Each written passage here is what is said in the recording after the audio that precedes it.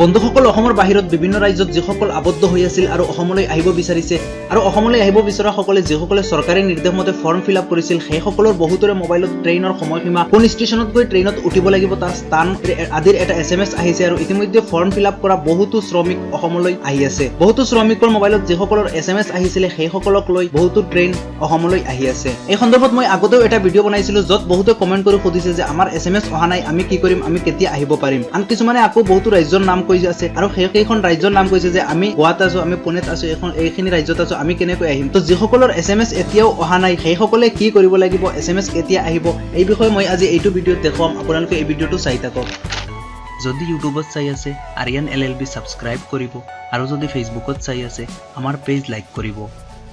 video skip নকৰি প্ৰথমৰ পৰা শেষলৈ চাই থাকক হয় বহিৰাজ্যত প্ৰায় 5-6 লাখ মানুহ আবদ্ধ হৈ আছে আৰু চৰকাৰৰ সকলোকে অসমলৈ আনিবলৈ অহৰহ চেষ্টা অব্যাহত ৰাখিছে যদিও 5-6 লাখ মানুহক এদিনক অনা সম্ভৱ নহয় বাবে সকলোৰ মোবাইলত এই SMS টো অহা নাই আজি বেংগলোৰৰ পৰা কেবাখনো ট্ৰেইন অসমলৈ আহি আছে সেইমতে অহাকালি আকৌ আৰু কেইজনমানৰ মোবাইলত SMS আহিব আৰু অহাকালি আকৌ কেইখনমান ট্ৰেইন অসমলৈ আহিব এনেকুৱা প্ৰত্যেক দিন অসমলৈ ট্ৰেইন আহি থাকিব আৰু সকলো শ্ৰমিকক অসমলৈ ফ্ৰী অসমলৈ অনা হ'ব তো আপোনালোক যিসকলে এতিয়াও SMS টো পোৱা নাই বা আপোনালোকৰ মোবাইলত SMS অহা নাই আপোনালোকে আপোনালোকৰ ওচৰত যিখন থানা আছে আপুনি যিখন ঠাইত আছে সেই ঠাইখনৰ ওচৰত যিখন থানা আছে সেই থানাখনত যাব থানাখনত যোৱাৰ পিছত থানাত এখন ফৰ্ম পাব আপোনালোকে সেই ফৰ্মখন ফিল আপ কৰি আপোনালোকে সেই থানাখনত জমা দি তৈ আহিব তো যদিহে আপোনালোকে এই ফৰ্মখন থানাত জমা দি আহে আপোনালোকৰ লাভ কি হ'ব যেতিয়া আপোনালোকৰ ওচৰত কোনো ষ্টেচনৰ পৰা কোনো ট্ৰেইন অসমলৈ আহিব তেতিয়া সেই থানাৰ মানুহসকলে আপোনালোকক ফোন কৰি জনাব যে আপোনালোকৰ এখন ষ্টেচনৰ পৰা অসমলৈ ট্ৰেইন গৈ আছে আৰু যিসকলৰ ৰুমৰ পৰা বহুত দূৰত আছে ষ্টেচন সেই সকলক সেই থানাই সহায় কৰিব কেনেকৈ সেই ষ্টেচনত নি দিব লাগে সকলোখিনি সহায় থানাই কৰিব তো আপোনালোকে আপোনালোকৰ ওচৰত যিখন থানা আছে সেই থানাত নি ফৰ্মখন জমা দি তৈ আহিব তো এই ফৰ্মখন মোৰ ওচৰত নাই বাবে মই আজি দিব পৰা নাই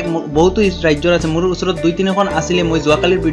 ভিডিওৰ ডেসক্ৰিপচনত মই ফৰ্মখিনি দি দিছিলো হলে ফৰ্মখিনি এতিয়া প্ৰয়োজন নাই আপোনালোকে আপোনালোকৰ থানা ওচৰত যিখন থানা আছে থানাত গলে আপোনালোকে ফৰ্মখন পাই যাব আপোনালোকে তাৰ পৰা এই ফৰ্মখন ফিল আপ কৰি আপোনালোকে থানাত জমা দি তৈ আহিব তো যিসকলে গোৱা পুনে গুজৰাট আদি বহুতো ষ্টেটৰ নাম লৈছে আৰু কৈছে যে আমি এইখিনি ষ্টেটত আছো আমি কেনেকৈ অসমলৈ আহিম আমাৰ কোনো SMS অহা নাই আপুনি যিখন ষ্টেটত নাথাকক কিয় আপোনাক ফ্ৰী ট্ৰেইনৰ যোগেদি আপোনালোক অসমলৈ অনা হ'ব আৰু আপোনাৰ মোবাইলত SMS আহিব কিয়নো এতিয়া ভাৰতত প্ৰত্যেক দিন